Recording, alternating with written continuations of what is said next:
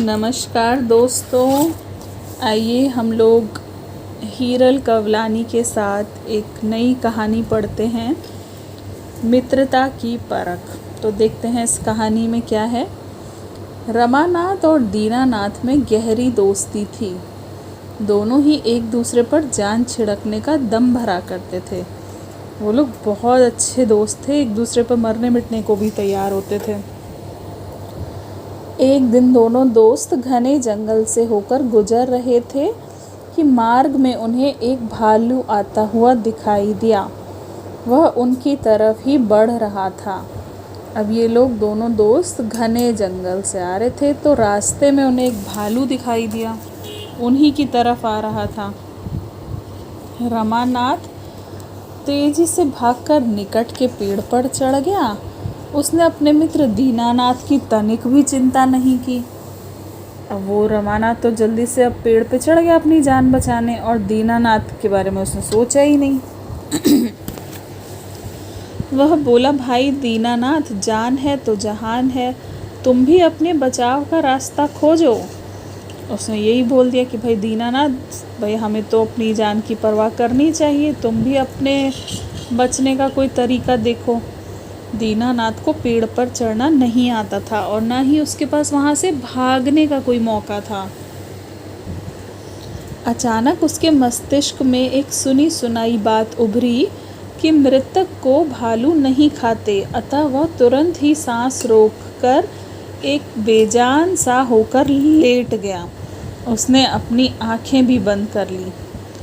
अब उसको याद आया दीनानाथ को, जो कि पेड़ पे नहीं चढ़ सकता था और भागने का भी रास्ता नहीं मिल रहा था उसे कहीं से याद आया कि भालू मरे हुए इंसान को नहीं खाते। वो सांस को रोककर लेट गया ताकि उसको भालू मरा हुआ समझे, और उसने अपनी आंखें भी बंद कर ली। भालू दीनानाथ के पास आया और उसके शरीर को सूंघकर चुपचाप आगे बढ़ गया। जब भालू कुछ दूर निकल गया तब दीनानाथ उठ बैठा और रमानाथ भी पेड़ से नीचे उतर आया। उसने दीनानाथ से पूछा, भालू ने तुम्हारे कान में क्या कहा था? दीनानाथ बोला, उसने कहा कि स्वार्थी मित्रों से हमेशा दूर रहना चाहिए। तो जब भालू दूर चला गया, उसके शरीर को सूंघकर भालू को जब लगा कि हाँ ये तो मरा हुआ है, तो फिर वो पेड़ से उतर आया रमानाथ, और दीनानाथ भी उठ बैठा। तो रमानाथ ने पूछा कि तुमको भालू कान में क्या बोल कर गया?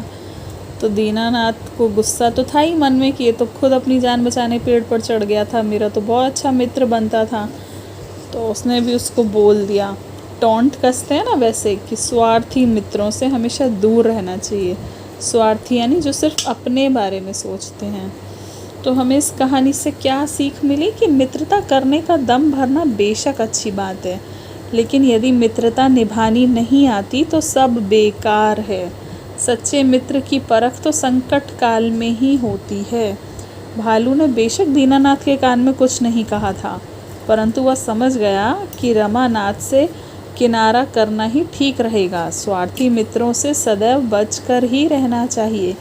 कौन मित्र है, कौन अपना है या कौन पराया है, इन सब की परख विपदा काल में ही होती है। सच्चा मित्र वही है जो विपदा काल में सहायता करे, अन्यथा मित्र होने का दम भरने वाले तो दुनिया में अनेक लोग हैं। अर्थात दिखावे को तो बहुत सारे लोग हमारे दोस्त बनते हैं, लेकिन असली मित्र कौन है? जो हमारी मुसीबत के समय में मदद करे। वरना जो स्वार्थी मित्र होते हैं, जो अपने बारे में सोचते हैं, उनसे किनारा कर लेना ही अच्छी बात है। तो आपको ये कहानी अच्छी लगी हुई होगी तो कृपया लाइक कीजिए, सब्सक्राइब कीजिए हमारा चैनल और कमेंट कीजिए। धन्यवाद।